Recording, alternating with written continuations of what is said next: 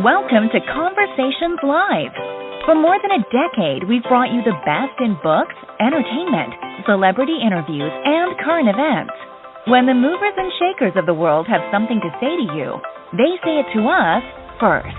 Here's your host, Cyrus Webb. And welcome back, everyone, to Conversations Live. I'm your host, Cyrus Webb. Glad you all could join us once again. But for our radio audience here in Mississippi at WYAD 94.1 FM and WYADonline.com, we're glad that you all could be with us.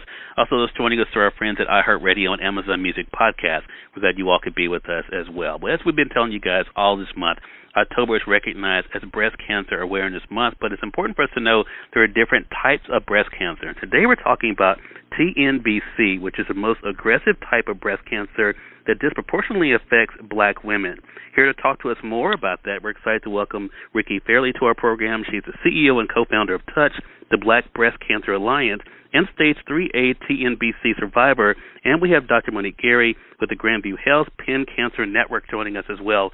Thanks to the two of you for the time. Really appreciate it. Thank you for having us. Yeah, thank you. We're glad to be here. The pleasure is definitely all mine. Dr. Gary, I want to begin with you. I mean, for some of our audience out there, they may not be familiar with Tnbc. What exactly is it, and how is it different from other forms of breast cancer? Sure. TNBC, or triple-negative breast cancer, is named for and characterized by the absence of something called hormone receptors on the cancer cells. And what that means essentially are there are stations or little locations on a cancer cell to receive signals from the bloodstream, like hormones, like estrogen. And when we find those signals, we're able to then block those signals with pills and with different types of medicine. Women who have TNBC don't have those receptors on their cancer cells, and that means that the therapies are not targeted for them. They tend to be things like chemotherapy, and it also means that their cancers are more aggressive with a higher rate of recurrence. Wow. And that's great information for our audience to know, Dr. Gary. So what are some of the signs and symptoms, then, of TNBC? Signs and symptoms of TNBC, sadly, are the same as signs and symptoms of other types of breast cancer. And the number one sign or symptom is no sign or symptom at all. It's diagnosed on screening mammography, and this really underscores the need for women to get their annual screening mammogram. But everybody knows someone who's felt a lump, right? And so some of the other symptoms are things like feeling a lump in the breast, things like skin changes where our skin looks thicker or red, hot, or angry. Changes in the nipple, including nipple discharge or nipple retraction, are all things that women should watch out for, men and women should watch out for during their self-breast examination. I'm glad you mentioned men and women. I want to bring you into the conversation here, Ricki. As I mentioned, not only are you the co-founder of Touch, the Black Breast Cancer Alliance, but also a Stage 3A TNBC survivor yourself. Tell us a little bit about your experience with TNBC. So I had Stage 3A. My doctor found a lump on my annual checkup, so it's really important to get those. And I had a double mastectomy by choice. I did a lot of chemo, radiation, and then a year to the day, my cancer came back. My doctor said, "You now have 2 years to live. You're metastatic." I said, "I can't do that right now. I can't really afford to die. I have to put my daughter through Dartmouth, and me and you and God have to work this out." So I went on some experimental drugs, and now I just celebrated 10 years.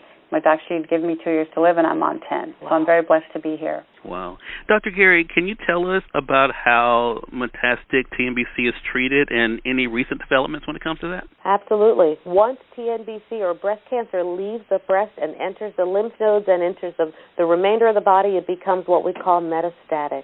Metastatic breast cancer for TNBC right now is primarily treated through chemotherapy, which targets all of the fastest-growing cells in the body, and it's why women have such horrible side effects like hair loss and loss of their brows and changes in their nails. And so what we know are that on the horizon are really treatments that are much more targeted. But in order for us to develop these targeted therapies, especially for black women who are being diagnosed with this disease at an alarming rate, we need more women to participate in clinical trials. So, Ricki, what is it that prompted you to begin Touch, the Black Breast Cancer Alliance? Well, when I started looking at the numbers, and I've really been an advocate ever since I was sick, but when I looked at the numbers, the mortality numbers are devastating for black women.